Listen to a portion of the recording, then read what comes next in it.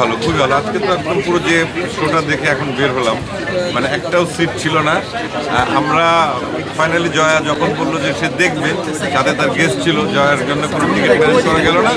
যথারীতি একজন সিট ছেড়ে দিয়ে জয়া এবং তার গেস্টকে বসতে দিল, আর আমরা বাকি যারা, আমি, সৌম্য, সাদিয়া, এরা সবাই আমরা নিচে ফ্লোরের মধ্যে বসেছিলাম।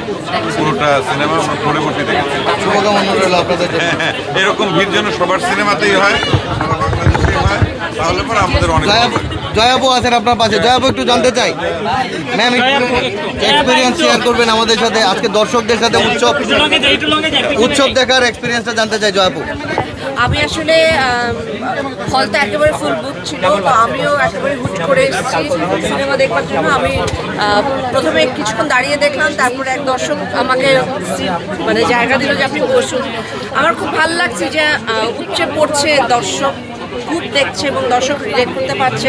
বিশেষ করে 80s 90s-এর যেই আমাদের মাইলস্টোন লাইন্সগুলো বা তখনকার যেই কালচারটা, সেটা খুব সুন্দর করে ফুটে এসেছে। আমার মনে হয় এরকম মিডল ফিল্ম আরও বেশি বেশি হওয়া উচিত, যেখানে খুব ভালো অভিনয়, খুব ভালো গল্প এবং খুব ভালো ডিরেকশন সব কিছু থাকবে। সব মিলে ইট ওয়াজ আ ওয়ান্ডারফুল প্যাকেজ আমি বলবো। আমাদের আসলে বলতে হবে না, আমার মনে হয় দর্শককে দেখবার জন্য দর্শকরাই বলছে, কারণ দর্শকদের ওয়ার্ড অফ মাউথ হচ্ছে সবচেয়ে বড় প্রচারণা আমি মনে করি, এবং দর্শকরা খুবই খুশি হয়ে বেরিয়েছে। আবার যদি বলি, আমরা দর্শকদের কাছে শুনছিলাম তারা 90 থেকে এই বর্তমান পর্যন্ত একটা জার্নি পেয়েছেন এই সিনেমাটায়। সেইখানে আপনার কাছে তো আজকে দেখলেন পুরোটা আবারও, আপনার কাছে সেই ফিলটা ছিল কি?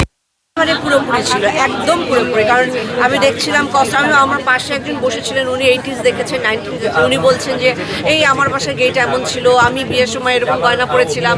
সো একেবারে খুব সুন্দর করে তানিম এইসব সমস্ত কিছু খুব ডিটেইলভাবে মানে পুঙ্খানুপুঙ্খভাবে ফুটিয়ে তুলেছে, এবং সেটা আমি ফিল পেয়েছি। বিশেষ করে গানের ব্যবহার এবং ইভেন যে ক্যামেরার যে ব্যবহার, সেগুলো সমস্ত 90s-এর অনেক উদ্বুদ্ধ হয়েছে, 90s-এর ক্যামেরা ফ্রেমিং এবং গান দিয়ে।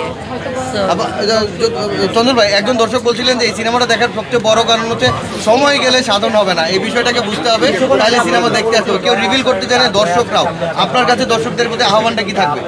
ওই তো, দর্শকদের প্রতি তো আমাদের সবসময় একটাই আহ্বান থাকে যে আমরা অনেক কষ্ট করে সিনেমা বানাই দর্শকের জন্য। দর্শক এসে যখন সেই সিনেমাটা দেখে, সেই সিনেমাটা দর্শকের ভালো লাগে, তখন আমাদেরও ভালো লাগে। Thank you.